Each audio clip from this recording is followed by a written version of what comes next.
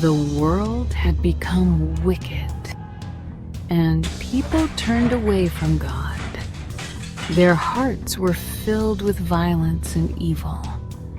But one man, Noah, remained faithful.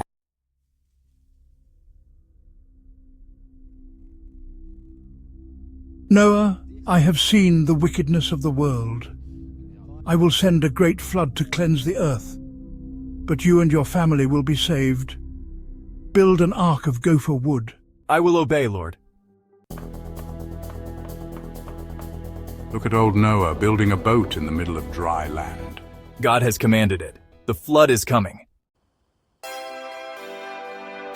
Father, this is truly a miracle. God keeps his promises. Noah, let us in. The door is sealed. For 40 days and nights, the rain poured. Only Noah, his family, and the animals in the ark were safe. The waters are going down. God is restoring the earth. Noah, this rainbow is my promise. I will never again destroy the earth by flood. Thank you, Lord, for your mercy. And so Noah and his family began anew, and God's promise remained forever.